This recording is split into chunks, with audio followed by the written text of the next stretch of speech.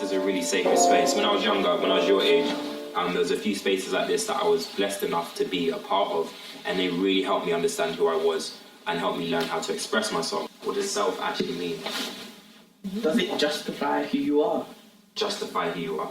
The events in your life, it might be the family you're born to, or because you can be born to a rich or poor family. But also life experiences. So for me, I didn't turn out the fresh way I turned out. It doesn't work like that.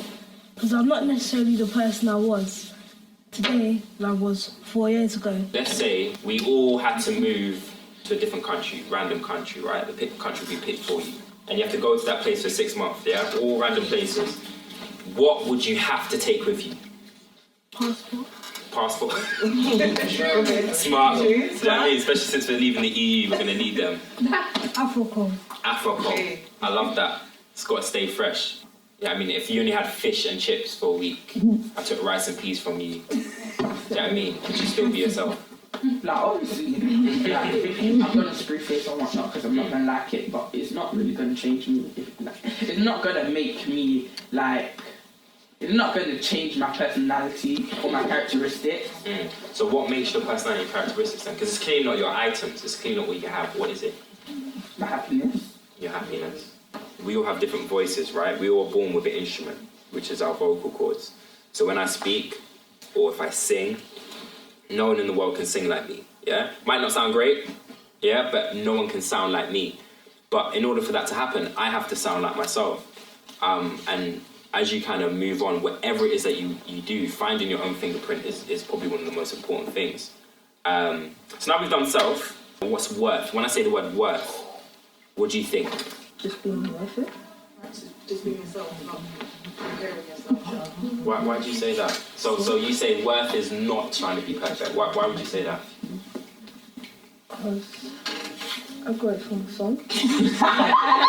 No, that's fine. Songs can teach you a lot of things. Which song was it? Osiris, worth it. Cyrus, I'm going to have to listen to that one afterwards.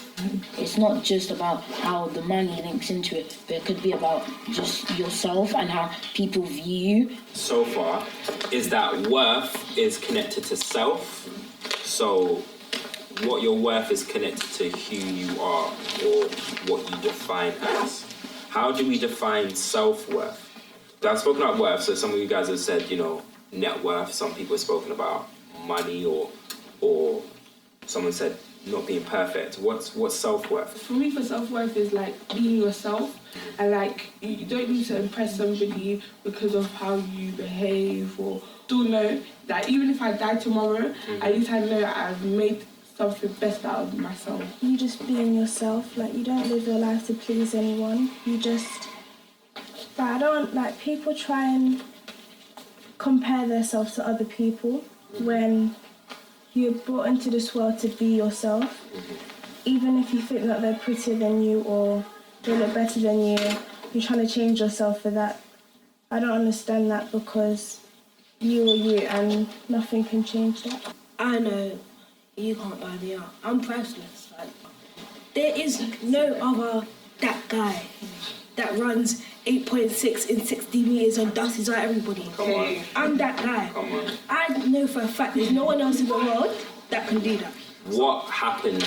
What event happened that made you think, no, I'm not just any guy?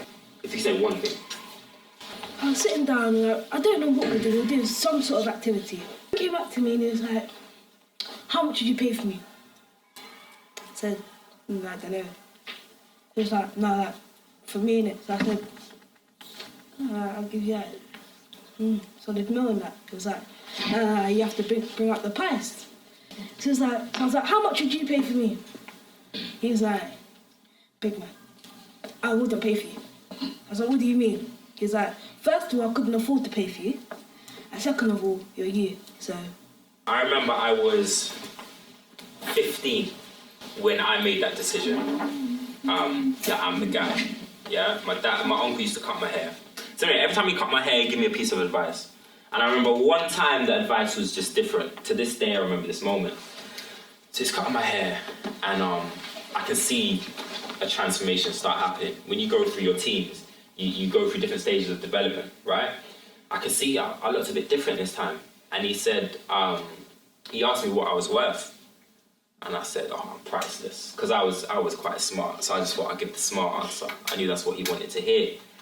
And he said, all right, if you owned a store and I came into your store and I took something, I gave you 2 mil, would you give it to me? I said, yeah, of course. I've never seen 2 mil in my life. And I said, all right, give me your store for 2 mil. I said, yeah, take it. And he said, you know, similar to what you guys have kind of said to me today, that, you know, no one can buy what you're worth. You set your price. And then he said, from this moment, I want you to look in the mirror and decide who you are. Yeah? And from that day, live your life as such. And I went to the mirror and I said,